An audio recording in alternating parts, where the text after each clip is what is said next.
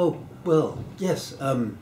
Well, I walk along the road, so I can call myself a long distance walker, and I certainly walk long distances. But the other side of it is that I don't look very respectable. I mean, it's no good wearing new clothes because they soon look like second-hand clothes. And so I might just as well start by wearing second-hand clothes, which I usually do. And so I look a bit like a tramp, a dirty old tramp, as I put it. And yes, I look like a dirty old tramp. And in a way, I feel like a dirty old tramp because I get treated as a dirty old tramp. And that's how I see myself. There was I don't know if you know Belinda. She was here. No, perhaps she held a, she did a survey for something, and anyway, that was one of the questions. How do you see yourself? And I see myself as a dirty old tramp because others see me as a dirty old tramp.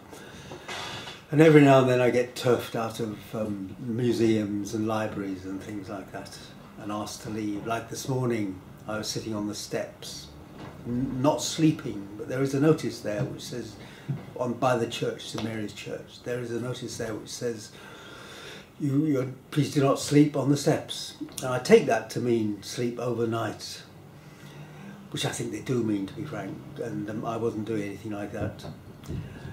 But of course this bloke came up and assumed that I had been sleeping overnight and said, you can't sleep on the steps. So that's just how it goes. So people see me as a dirty old tramp. And well, who is to blame for that, I say? If I choose to go long distance walking and sleeping rough, you know, I can hardly blame them for seeing me as someone who walks long distances and sleeps rough, namely a tramp. So it's, you know, I don't blame anyone for it, but that's the way it inevitably is, I think. Walking just ruins everything. Walking ruins particularly trousers. But of course trousers and shoes and socks all get ruined in a fairly short time. And jackets and t-shirts actually not so bad because they're not, it's the legs that are moving and not your arms really when you walk along. But trousers certainly, and socks only last sometimes, if you get second-hand socks given to you, they can only last a few days, and there are great big holes in them. And sometimes I wear socks till they go no longer, and then the ankle bit of the sock and the top of the sock is quite clean and neat, whereas the heel of the sole is completely gone. There's nothing left at all. It doesn't really matter all that much, to tell you, if there's nothing left, because it's the sole of your foot is next to the shoe, and they just don't have a bit of a sock between it, and it just have this bit of sock sticking up at the top so that people don't get upset and think you're walking in your bare feet and things like that, you see. So,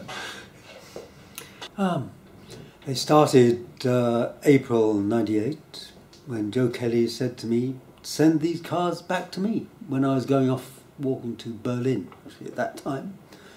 And I've been doing them ever since, which is about 14 years now. A rough rate of roughly one a week. So it gets a bit slower. The bigger they are, the slower it gets, as you can imagine. Although I do get better at doing them, so I get faster at doing them, but at the same time, if they're so much bigger, they do get a bit slower. Would you like to know actually what the technique as to what I actually do to each card? Mm. Yes, yeah. At the moment what I do is I buy a pack of cards, which A4 at the moment, which I bought at Cass Art, you know, just by the National Portrait Gallery, you know, the Cass Art one there. Let's fill this town with artists, that's what I was trying to think of. And A4 size, there are 20 sheets in there. I put 10 together and then do 10 as a batch. First thing I do is do a border around the edge, and then painting the background for the main sketch and the background for the small sketch. And then I get going, I just do what I'm in the mood to do. For a proper card, the completed card. I've got the main sketch, the small sketch, and then I do some, well, I dare not call it poetry, doggerel, which goes around the edge. And then, of course, when I send it away, it's like an essay now, filling up that A4 card. You know, it used not to be so bad, but it's really a bit of a struggle to fill up the back of the card with writing. And I plan in my head as much as I possibly can, so that I plan 3 abstract, 3 life drawings, and then it's a pack of 10, so that leaves 4 photos which I copy. Just anything I like doing, which is portraits or a bit of landscape, or copying a photo which I find. And then I buckle down to and try to get them done. And at the moment I've just done the poetry, which I usually find a bit easier because I can do that in my little diary. I write the stuff down in my diary, and I can do that whatever the weather is like, you see.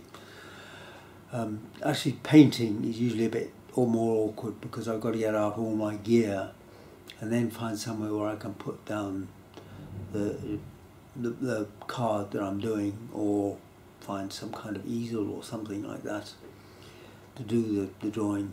And then the small sketch is nearly always at the moment Hans Holbein drawing, which I copy, because I think those drawings are really fantastic. I have to say, I really like those drawings. I think they're just superb, and it really is great copying them. And I think that copying Hans Holbein is a good thing for my art, my own art. I'm learning quite a lot from his drawings. For Hans Holbein drawings, it's a fairly straightforward routine. I first do it in pencil, then I copy it in biro, and then I colour it in with watercolour. For the main sketch, it's nearly always watercolour on a pencil background. Then I send them off. I have to stick a large letter size stamp in Britain. I did actually, my first one, when I got back, I forgot that I had to put a large letter size. I just stuck a normal letter size on. This was in early February. When I got back at the end of January, see, I'd completely forgotten about the system in Britain. And it took weeks to get through, but I sent it actually to St Martin's, and they don't mind paying. It's just that they're waiting for it to find its way through the system of the post office. And so it's a large letter size in Britain, and once I'm abroad, it's just as far as I know, it's just the same as any other postcard that you send. It's from, say, Holland. I've forgotten exactly what the price is now, but I think it's the same whatever size it is. And from Holland. Who do you send the cards to? Just friends, really, or people I know who I think might be interested. Like friends, the bloke who first started me off, which was Joe Kelly, yourself, of course, here at Sam Curtis, that is, since here at West London Day Centre, and also to Stuart. But I tend to send them to you as a group, don't I? I do send a few to the West London Day Centre. To institutions, I send one to the Museum of Art, Museum of Everything, beg your pardon, every 3 months or so. And also I've been sending them to Colin Wiggins at the National Gallery, because he used to, and still does I think, give a free hour once a month. I think he does this twice a month now, I think. One to Jaime, who works out in Somerset House, and once to Capital Arts, which is Jennifer Burnham. And I learnt just about everything I know about art from him. So I've been sending him postcards now for, it must be heading for 10 years now, once every 3 months. And otherwise it's just friends. I've got a list of friends which I can't remember offhand, of course, and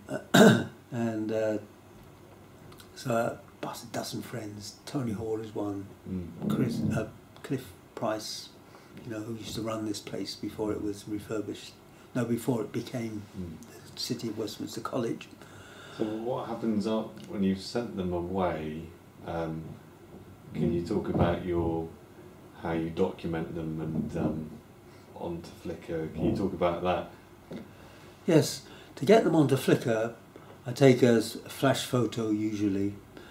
It's seldom bright enough for a normal photo, and but a normal photo will be okay if it is bright enough. With a macro usually, and not super macro, because I think that's getting too close. That doesn't to fill the whole frame. A macro is enough. And then I upload it up to Flickr, and that's dead simple, because Flickr do all the work. And then I send it private to start with, and then write out all the poetry and the background, put it in a one set, which is the sketch postcard set on the side of Flickr. So that if you want to look at just these sketch postcards, you click onto that set beside Flickr, and you've got them all, or 200, roughly 200 at the moment. And the map, I usually do the map as well on Flickr, and that's about it when it comes to Flickr. But then with Flickr, you have an audience, don't you? You have a group of people that specifically follow your uploads, and they comment. Can you talk about that? Yes, I have a set of contacts. Mostly this is the other photographers in the Nomads group. This little Nomads group has been running on and off for about, it must be at least 5 years now, maybe 10 years, I've forgotten exactly how long. But they are the main commenters on my particular photos. If you want to get a lot of comments on Flickr, you have to spend a lot of time sending out comments onto other photos, and I simply don't have the time to do that. It takes too much time, because I have a limited amount of time, not having my own computer. That's really what I'm saying. Don't have my own computer, and so I can't put a lot of comments on. Therefore, I don't get all that many comments back, but they're mainly from Nomads, plus a few more now and then. So do you see your Flickr site as, in a way, your gallery? How do you see it? Yes, that's exactly right. It is, for me, the publication of my cards, because I don't see them anymore after they've been sent away. Most of them. I do see a few again, but most of them are gone. And other people have them. Good luck to them. And I think, officially, legally speaking, if you send a letter to someone, it belongs to the person it's sent to, and not to the person who sent it. So that, I mean, if there should ever come any legal dispute, which is highly unlikely, I'm certainly not thinking of doing anything of that sort any time, ever, for the whole of my life. I would like to make that perfectly clear. But should there ever come to a legal dispute, I think that the owners will officially, legally be the people who received the card. So, yes, so they have these cards, and I can't carry them. They're too heavy to carry, because I haven't got anywhere to leave them. But you also like the idea of not owning them anymore? I don't mind the idea of not owning them anymore. I don't feel I want to own them. What I like to say is it's the doing that I want, and not the having. So it is doing the sketching and the painting so that my skills become greater. That's what I'm looking for. So I'm better and better. I think I am getting better. I don't claim to be an artist as yet, because I can see too many mistakes and too many limitations in my painting. I mean, a person who's been to an art college and has done 3 years or whatever at art college is going to know far more than I know, or will ever know, unless I do the same. But then it might be argued that it's not so much about knowledge to be an artist. I think about what you do and how you do it. Yes. Do you think, I mean, obviously you've been to the Museum of Everything, been involved in their exhibitions, and I know we've had discussions about it, but what do you think about the term outsider artist? Yes, well, that's exactly what I am, an outsider artist. I'm not trained. An outsider artist is usually someone who's quite keen on the art, but has not been trained.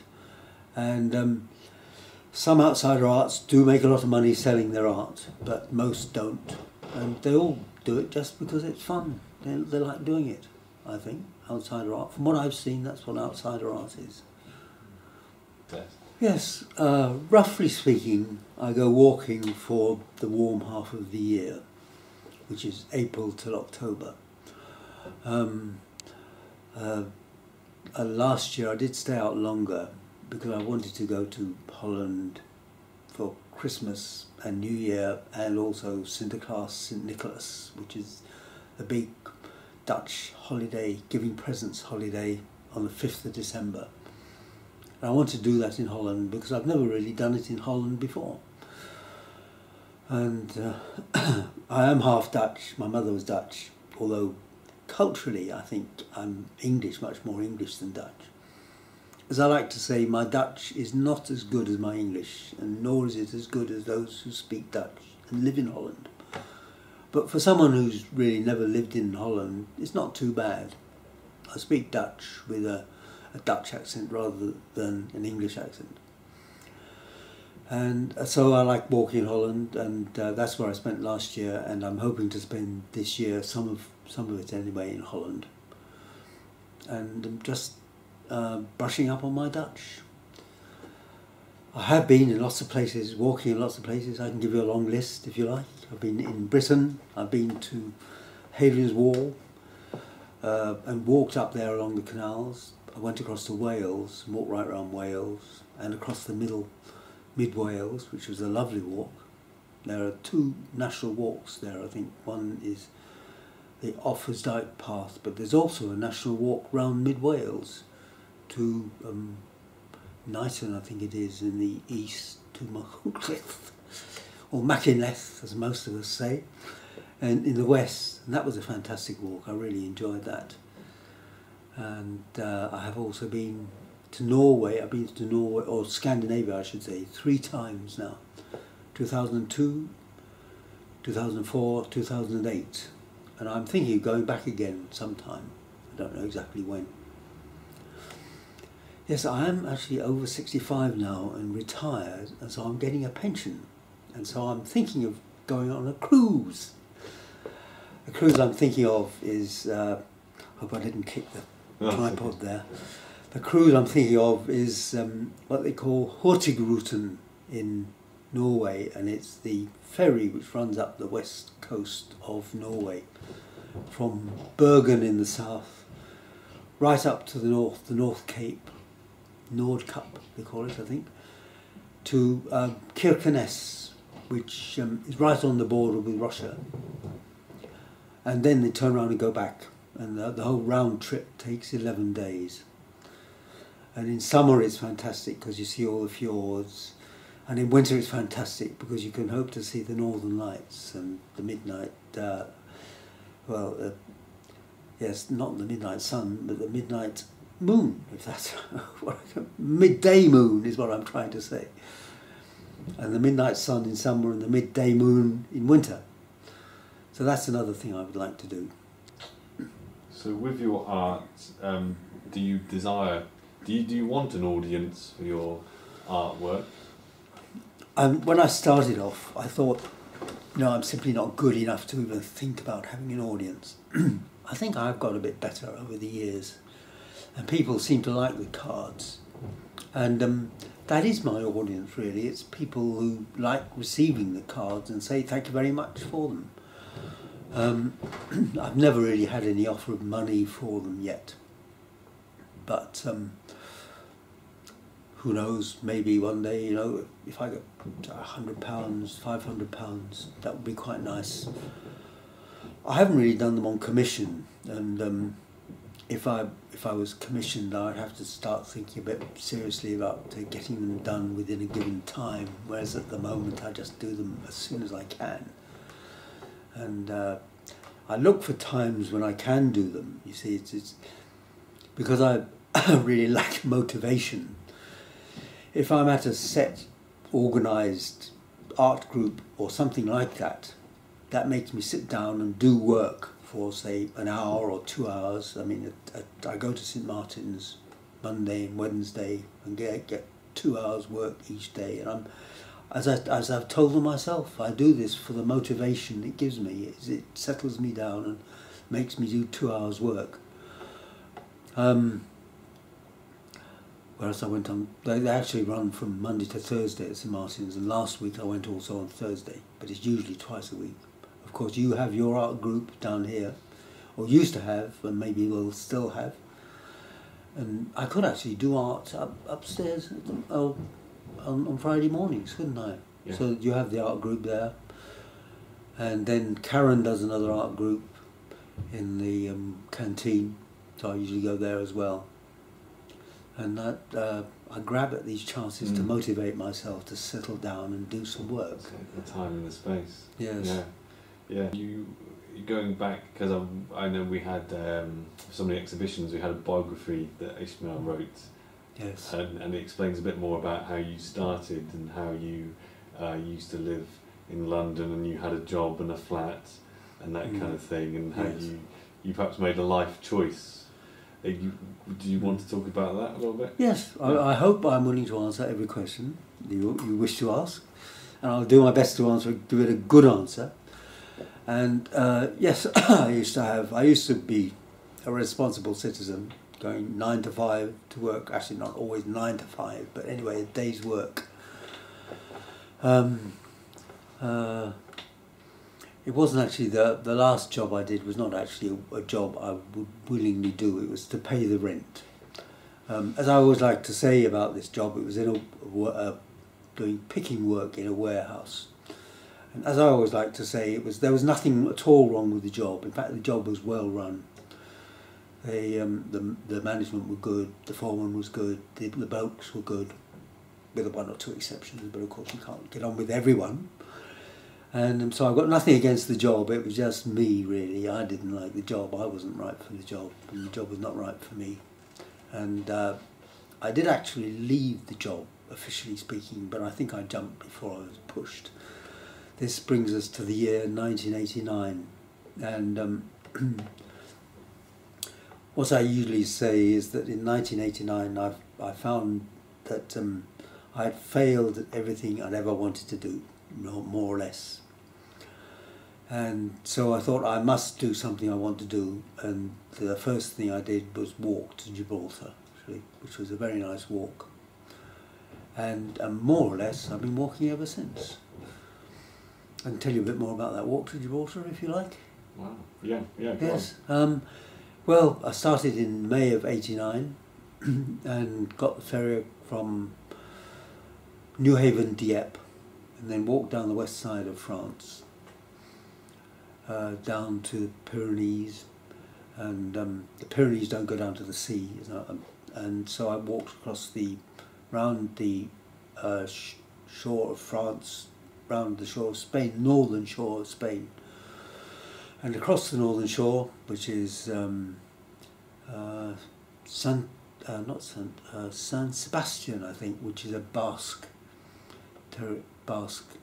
province, and then to the main Vizcaya, I think we call it, which is the land of the Basques. That's what it means. And across to what was the next province was Asturias, I think, and then Cantabria and the Picos de Europa, big mountains to the south, 2,000 meters high.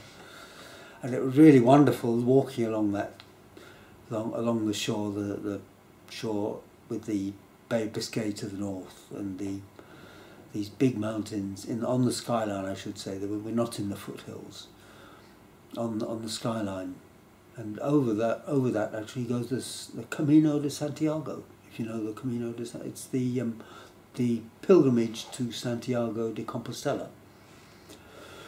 And I've never actually walked that, though I did actually walk to Santiago de Compostela in my first year, which is 89. But it was a great walk. The mountains actually do come down to the sea in Vizcaya, the Basques, the land of the Basques. I think that's why they're there. Because when mountains come down to the sea, it's very hard to conquer the people who live there. If you can cut them off from the sea, then they're easier to conquer. But if you can't do that, then they're very hard to conquer. And I think that's why the Basques are still there, because the Basques are not Spanish, and they don't really know who they are, actually. I think they have their own language, which is unrelated to any other European language, as far as I know. And they just don't know anything about them. So anyway, I got to Santiago de Compostela, and then I walked down through Portugal, and then spent through Porto. There's a famous Roman town, which is now a university town, the name of which escapes me. Then to Lisbon, and Setúbal, which is south of Lisbon, Setúbal, down to Algarve, and had a wonderful time in the Algarve. I spent there about 3 months in the Algarve and walked along the seashore through all the sea resorts. Of course, this was in, I should say, the fall of '89, when it poured with rain, which it does every now and then beside the Mediterranean. It just pours with rain for the whole fall. You know, the summer is very dry, and then the fall is very wet. And not every fall, but this fall of '89, it was very wet. But I walked along the shore and then along to the border with Spain, and then I went inland a bit and walked along the the high hills, about 300 metres high, roughly speaking. And there's another road which goes along the top of these, which is not a touristy at all. It's full of farmland and olive groves, and I think cork oaks groves, and olives and figs, of course. Figs are big in the Algarve. And walk back to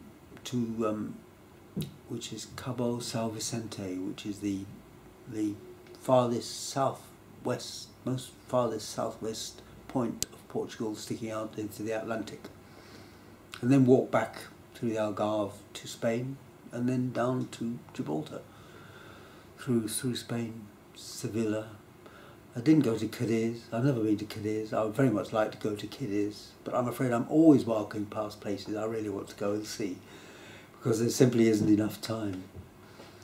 Yes, well, I usually walk. I start around a couple of hours before dawn, then I walk dawn, an hour between dawn and sunrise, and then a couple of hours after sunrise. So I'm usually, or quite often at least, looking for somewhere to get in the middle of the morning. I want somewhere where I can keep for about 18 hours till I get up the next day. So it has to be fairly hidden, because you get people walking by from, for the next, till sort of 6 o'clock at night. You get people walking by, and they start going home for the telly and the grub. So it's out of sight and off the beaten track are the rules, and if you do that, that's usually okay. So mostly in a wood, or some trees, or out of sight.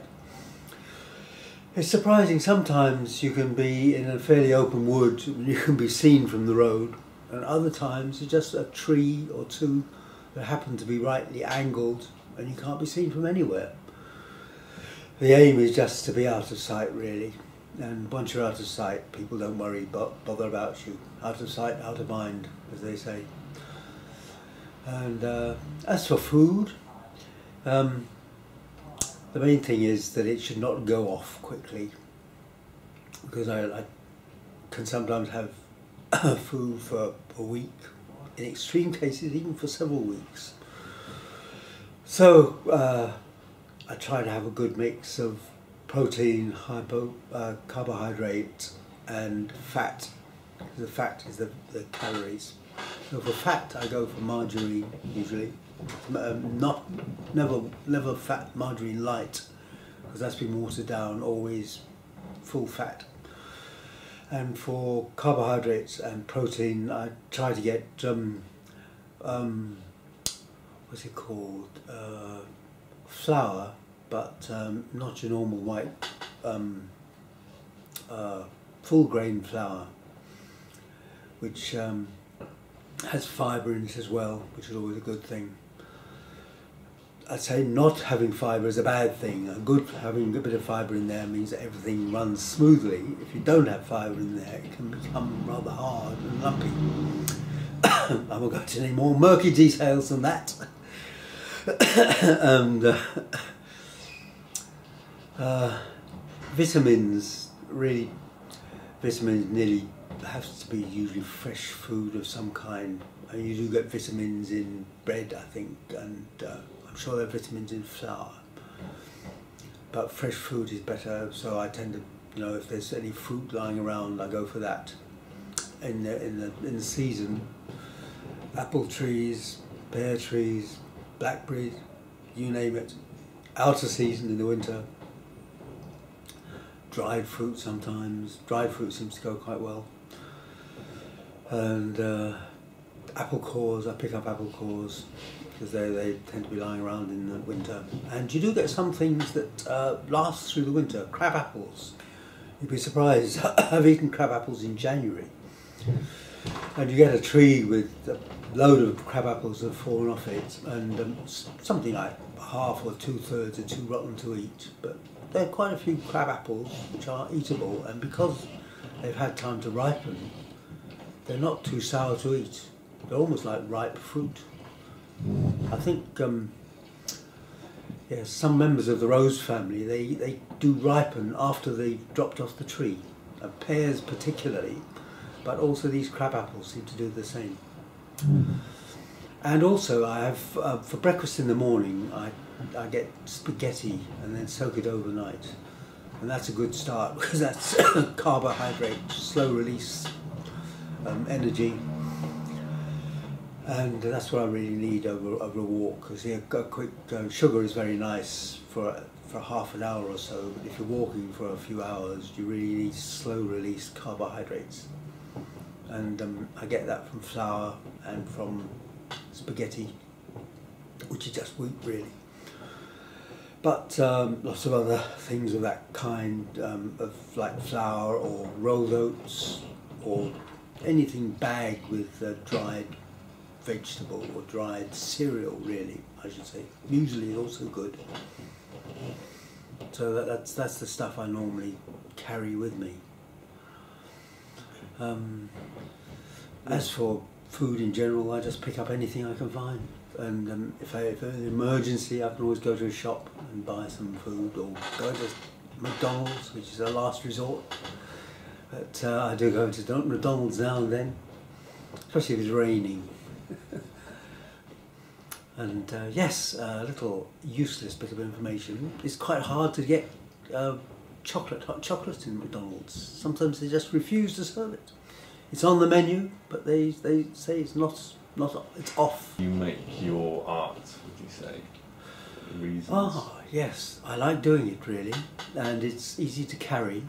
It's a pad with biros and pencils and a rubber and watercolour paints. So I just have a box of watercolours. And I like doing it. It fills the day, gives me something to do, and I do a bit of sketching and a bit of poetry. Well, I don't like to call it poetry, doggerel or bad poetry, I usually call it. And that is really, it fills the day, and it's good fun to do, and people like to get the postcards usually. At least all the feedback I get says they like to get the postcards. And although quite a lot of postcards I never hear about at all again, there's no feedback at all, but that's okay. I can't carry them with me, they just get too heavy when they build up. Even one pad of 20 cards is fairly heavy, and I can feel that it's a bit lighter as I send them away and I get down to the last 10 or the last 5. So that, carrying postcards, I'm afraid, is just not on. I have to send them off somewhere, and I'm happy to do that. I was wondering, do you feel like you managed to sidestep capitalism in a way, or was that ever a thought process for you? it wasn't really anything that I thought about very much. It was purely personal reasons that I went walking. You know, as I usually say, I've said many times before, about 20 years ago, or a bit more than 20 years ago now, I found that I failed at everything I ever wanted to do. And so I went walking. Started off with a walk to Gibraltar. But on the other hand, when it comes to capitalism, I mean, capitalism is using up the resources of the earth at a very fast rate, and I'm not doing that. You know, I'm not. My little personal contribution to the pollution of the earth is fairly small. I mean, my carbon footprint must be very small, and consumer-wise, I don't do much. I've got a mobile phone and an iPod Touch, which is fairly consumer orientated, but my clothes, I get a bit scruffy because there is no point in me wearing good clothes, because good clothes soon look scruffy anyway, and so I have scruffy clothes, and I tend to do a lot of mend and make do, partly because the survival bags that I use for sleeping in, which keep the wind and the rain off, they are only really available in Britain for some reason. At least I have trouble getting them elsewhere. So by doing a little bit of sewing and mending and make do for these survival bags, they can last for months, even years sometimes. So that I can just keep them going until I get back to Britain, and then stock up when I get back to Britain, and then if I go back to Europe, I have enough to last me till I get back to Britain again. The last time this happened was when I was in Norway, and I suddenly lost a couple of my bags, simply because I put them to one side and walked off. Two of these bags actually. I get up in the dark, you see, that's the trouble, and it's very easy to leave something behind. And I did this a couple of times in Norway, and I suddenly found I had less bags than I actually needed. And I rushed around all the camping shops in Norway, and they never had anything like these plastic bags, survival bags. They do have survival bags, but these are big, heavy-duty sleeping bags, really. They're just glorified sleeping bags. Heavy-duty sleeping bags are not what I want, because the ones that I do have are light and waterproof and windproof, more or less, but not heatproof. That's the thing, and I have other ways of staying warm. And the trouble with sleeping bags and these dear survival bags is when it rains and they get wet, because then it's almost impossible to get them dry again. And if you have rain for a couple of days, which can happen quite easily, you find yourself sleeping in a wet sleeping bag, which is not much fun. Whereas my bags they dry out almost instantaneously when it stops raining. And even when they're wet, you can still be dry sleeping in them. That's the good thing about my survival bags. And so what was I was saying that mend and make do, yes, mend and make do. And that's another way of dodging capitalism, I suppose, is just the things that I use last much longer, and I'm not really very much of a consumer. This was never a big thing for me, but obviously that's how it's worked out over the years. And also a sleeping backpack. Backpack I've got at the moment, I've had for a few years, and I just keep it going by sewing. The weakest spot actually is the straps that come down the front, and they wear. And if, well, last year I think one of them looked as though it was going to break, or was on its way to break. It wasn't breaking as such, but looked as though, you know, a couple of months or so it might break. But I've given it quite a lot of sewing since then, and that just strengthens it, strengthens around the edge of the strap and along the length of the strap, a few stitches in there. And so far that's been good enough, and you can tell when it's breaking because it becomes very loose and sloppy, whereas when I put all these stitches in, it becomes stiff again, like a normal strap when it's new almost. Hence the photograph of the Italian thimble. Italian symbol? Sorry? Italian thimble? Thimble, yes. Oh yeah, well, that's, yes, that thimble is doing a great job. I've had that for, I think it must be 10 years now, or more. I've forgotten. Yes, it was a... I wanted a cheap little thimble when I went into the shop, and it was called Voglio di cucire, which means desire to sew. And she was obviously herself a great sewer, and her shop was packed with everything sewing. And I said, can I have a dito, which is what thimble in Italian?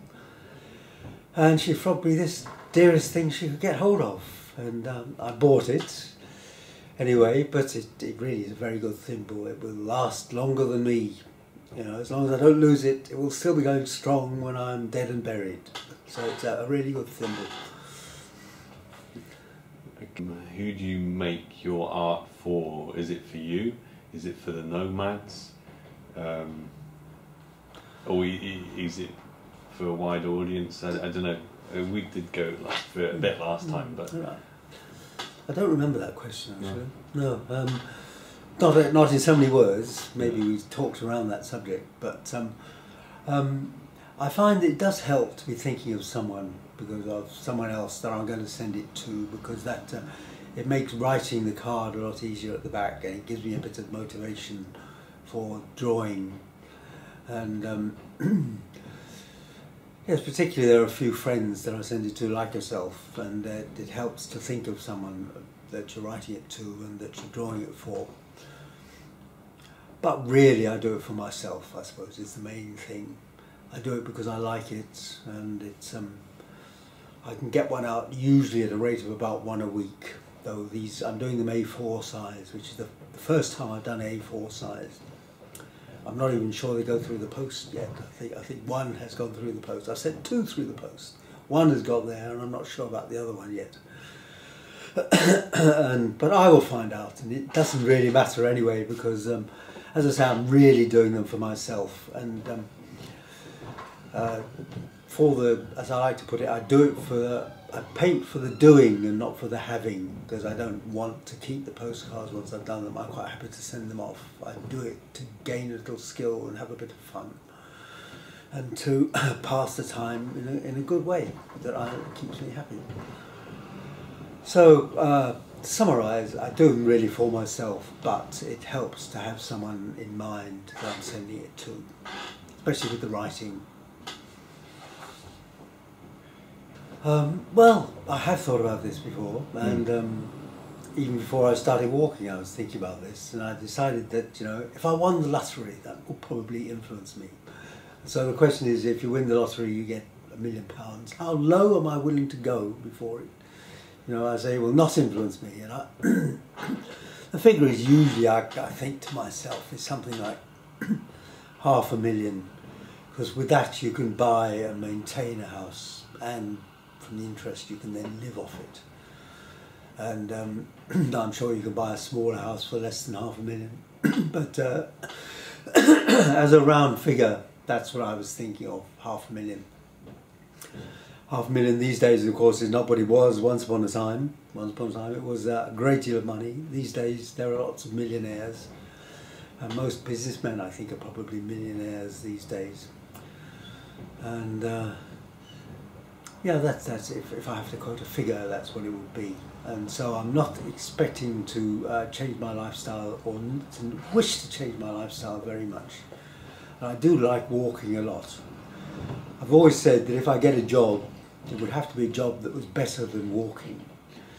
And since I like walking so much, just an unskilled job such as kitchen porter, for example. I was offered a kitchen porter job in this place, actually, but I turned it down. I said I was quite happy to go on volunteering, which is what I was doing at the time, but I didn't want to have to do it full time, because I had so many other things that I would rather do.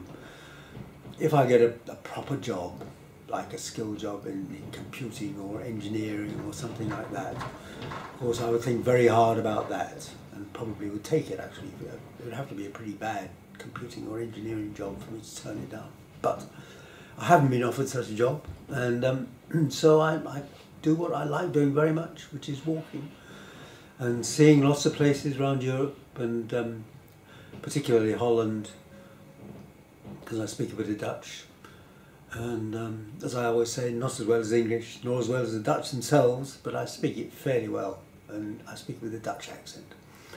Did you train in anything specific? Yes, I was an engineer once upon a time, many years ago.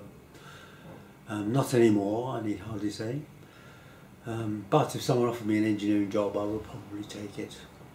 It depends. I mean, depends on the job, of course, but probably I would. Yes, I did apply for lots of engineering jobs and got turned down a few years back. So at the moment, I'm very happy with what I'm doing. I'm my own boss. I mean, I've never been my own boss in any other job. And as a walker, I am my own boss. I can do what I want. If I feel like having a rest, I can do that. I don't have to worry about whether someone will come down on top of me. Most of the time, anyway. Do you see that your skills gained as an engineer, do you ever see them utilising them in everyday life and what you do now? Well, yes, I do, yes. The background knowledge of engineering, obviously not the detailed knowledge of what I was doing, because I don't need that for what I'm doing now, but as a background knowledge, it's very handy. I mean, the heat, staying warm, keeping the rain off, stitches, sewing stitches that work and sewing stitches that don't, and why they do work and don't work, and that kind of thing. Sewing and staying warm, and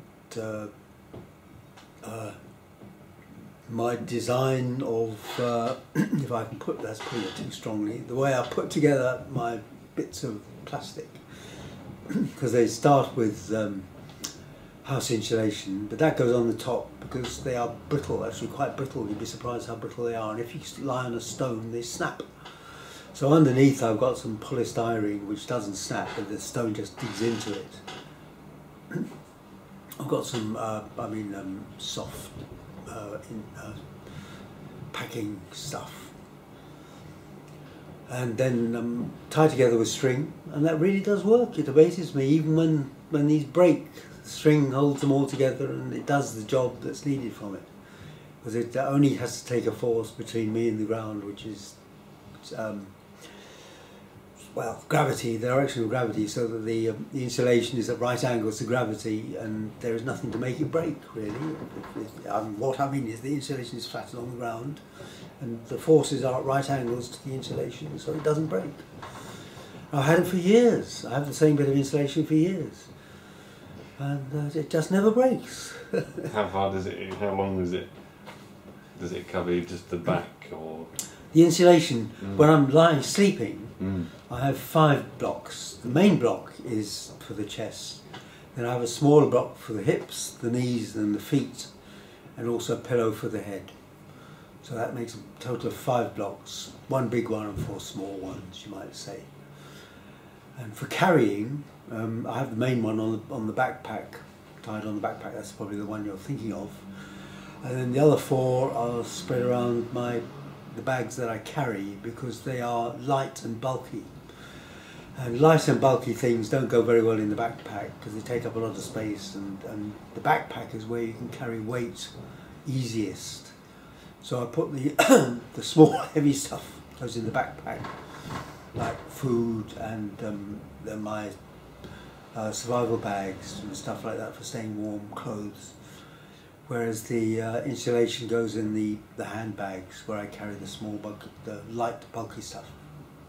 I think while I walk along, so it's I have lots of things to look at. I look at Mother Nature as I walk by, and I eat slowly because I've got hours to eat food, and I always it doesn't matter how much food I buy, I always eat the food before I start walking. And so I eat slowly and chew a lot, which doesn't go down so well when I'm sitting with someone, because I eat slowly and they always finish long before I do, and I'm always grovelling and apologising. I'm sorry I eat so slowly. and as I walk along, about 90% is through the countryside and through farmland, about 1/10 through towns and villages. So I see a lot of Mother Nature, but mostly the stuff that you find beside the road. and I see, so it's common plants, common trees, flowers, wildflowers, and the odd escape from a garden.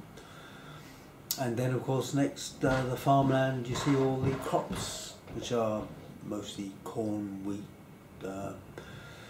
oilseed rape, lucerne. They're bright yellow colours of course, so you see them straight away, and the usual root crops as well, turnips, potatoes, Swedes, and a lot more that I can't identify, I'm afraid. Being a townie, there are lots of things in the countryside that I can't put a name to. But birds, and getting up in the morning, that's very nice, because it's the birds, the dawn chorus tells me when it's dawn, of course, but I usually try to get up before dawn, and I find that the dawn chorus just tells me, you know, you're late, it's time to get up. Actually, another thing I spotted was that the dawn chorus is later in the wood, about half an hour later in the woodland than it is in the open fields, which is what you'd expect. So it's darker in the wood, can be a lot darker in the wood actually, and the trees, the leaves of a tree are arranged so that no light gets through. They want to catch all the lights for converting into sugar in the leaves with chlorophyll. And so it can actually be very dark in a woodland, and so that if I'm getting up in the morning in the dark, which I try to do nearly every day, in a wood it can really be quite dark. In Holland, on the other hand, Holland is so densely populated that there are lights everywhere, and it's almost impossible to be in the dark, to sleep in the dark in Holland. Actually, when I crossed the border into Germany, as I did last year, you could tell straight away that you were you know, the population density was not so heavy, because the woodlands were much darker, and there are many more dark spots that you walk past. I suppose that's the kind of thing that we haven't really talked about, is the everyday thing as I plod along the road, during the day I have 18 hours to fill, which I need a couple of hours just to recover, and start with a siesta, usually half an hour siesta or an hour. And if I don't have a siesta, the day is more or less finished. The rest of the day I cannot think straight. I think at half speed, effectively, just because I'm so tired. If I have a siesta though, the rest of the day is more or less a normal day. And then I'm a bit tired in the evening, but not excessively tired. And but I do all the usual things, I suppose: brushing teeth, washing, doing mending, sketching, reading newspapers, anything I pick up, eating anything I pick up. So I usually eat anything I pick up straight away, because I don't know how long it's been there. Obviously I never pick up something which I know is rotten, but if you pick it up, you know it will go rotten a bit quicker than if you bought it in a shop. So I always eat it straight away. And I think that my gut has become pretty resistant to gut rot, because I'm always eating stuff which is a tiny little bit off. And that's what your immune system needs. Your immune system gets out of practice if you don't give it a little bit of practice. And it always gets a little bit of practice when it comes to gut rot and illnesses of the gut. And so I have very little trouble from gut rot. That's, I think, because walking on the road. The other side of the coin is that I always breathe fresh air, and I never breathe the bugs, breathe the bugs that you get in houses and offices and buildings. So I tend to catch these when I stop, because they go to day centres and offices, and catch them pretty quickly. But that's life. You can't have everything. Some things work out well and some things don't. Yeah.